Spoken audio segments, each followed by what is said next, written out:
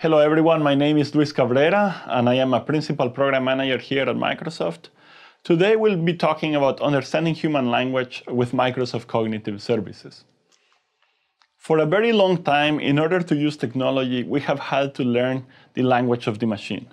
We have had to read the MS-DOS book, or we have had to read the manual on the interface of the machine so that we can communicate to it and have it perform actions. What if the onus of understanding or communication was not on us? What if our applications were instead smarter and actually could understand what we are saying? What if they understood the intent of our expressions or the meaning of our expressions? What if they could understand the context that has occurred, before we express something, so that it knows what we're talking about, or even anticipate what is likely to happen in the future? Machine learning and artificial intelligence can help us do some of these things, and through Microsoft Cognitive Services, a set of microservices that use machine learning and artificial intelligence under the hood, this is something that you as a developer can consume. Microsoft Cognitive Services span a variety of capabilities: vision, speech, language, knowledge, and search. Today we will be talking about language-related cognitive services. More specifically, we'll be focusing on only two of the many cognitive services that we have. We'll be focusing on text analytics and language understanding. Let's start with text analytics. Imagine that you have a sentence such as, "El día que conocí a Bill Gates fue el mejor día de mi vida."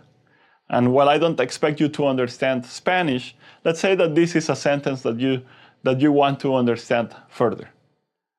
So let's take a look at the Text Analytics API. This is the homepage of the Text Analytics API, and one of the nice features on it is that you can actually interact with the API directly here. So I could type something like, "El día que conocí a Bill Gates fue el mejor día de mi vida." The day I met Bill Gates was the best day of my life. I can analyze that.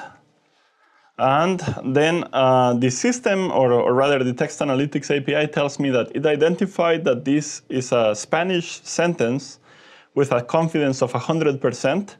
It identified some of the key phrases. Mejor día, conocí a Bill Gates, or vida, like best day, for instance, is the top key phrase here.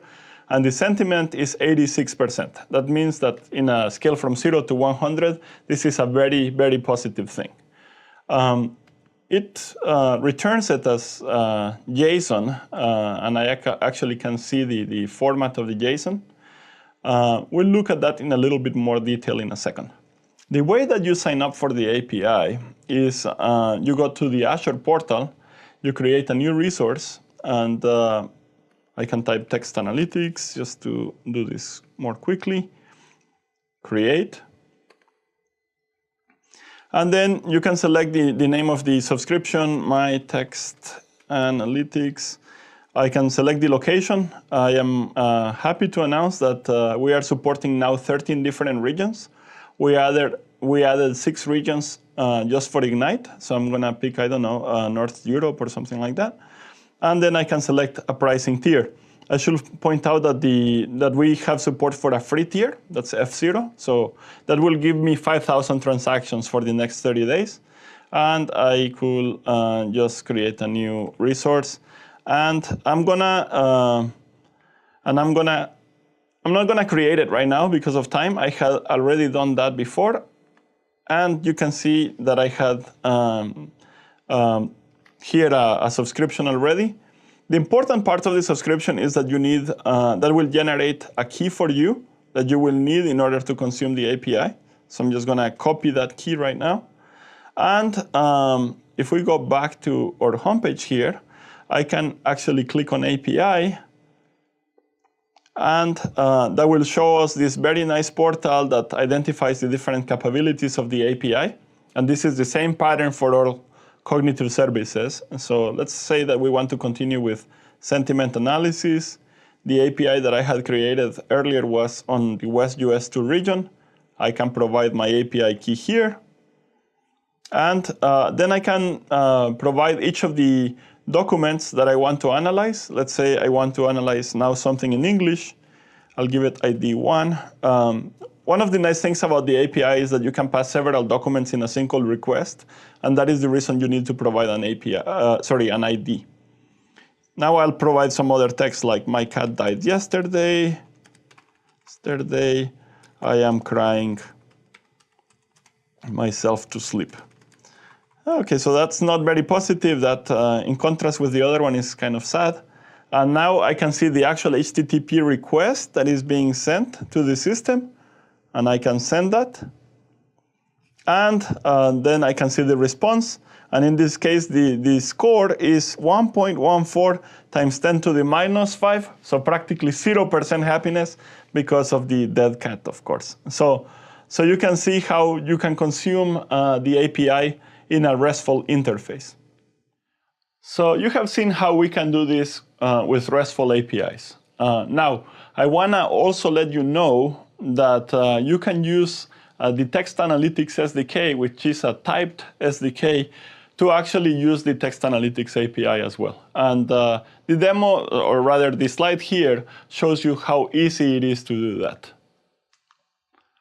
Let me give you an example of a company that is using Text Analytics in order to create a pretty nice experience.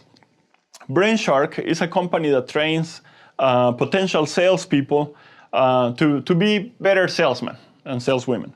And what they do is they give a HoloLens to the person being trained, and then the person interacts with avatars and with different sales scenarios. As they do this, they are pitching a product, and Brainshark's product can actually tell you what the expression or the emotion is over time. They are using the Face API for that. But also they can run what the person is saying through the Text Analytics API to understand if the expression that is, the facial expression is consistent with the language that the person is using. And then they can provide feedback to the salesperson. So for instance, if the person says, oh, this is a very exciting product, not showing a lot of excitement, then they can say, look, you have to be consistent with what you're saying and your expressions. So a pretty exciting case of the use of text analytics. Now, just doing sentiment analysis or key phrase extraction may not be sufficient for us to really understand what the person is saying or what their intent is. So for instance, if someone were to say, what is the cheapest direct flight to New York? We would like to understand that this person wants to quote a price for a flight to a specific place, in this case, New York. So in order to do that, we have a service called the Language Understanding Intelligence Service that allows you to identify entities and intents. What do I mean by an intent? If I were to have a sentence such as, when does flight AF32 arrive? Or another sentence, what is the arrival time of flight AF32? Those two sentences, you know, they have different words and characters there, but they actually have the same intent.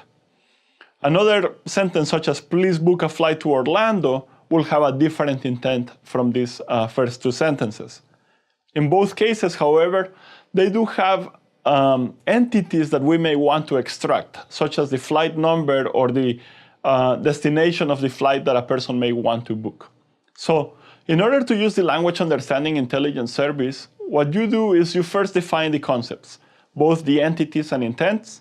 Then you provide examples to the system of how someone may request several commands, for instance, and with the classification of what the concept or the intent and entities that you can find there are. And then let the system learn from the examples that you have provided to it. The easiest way to see it is to actually go to the LUIS.ai dashboard and actually let me show you one of those examples. So in this case, I am at LUIS.ai, which is a dashboard that allows me to train different language models. And this application or version of a language model, I guess, Ignite demo is a very, very, very simple demo that I have created ahead of time just to kind of explain to you the concepts.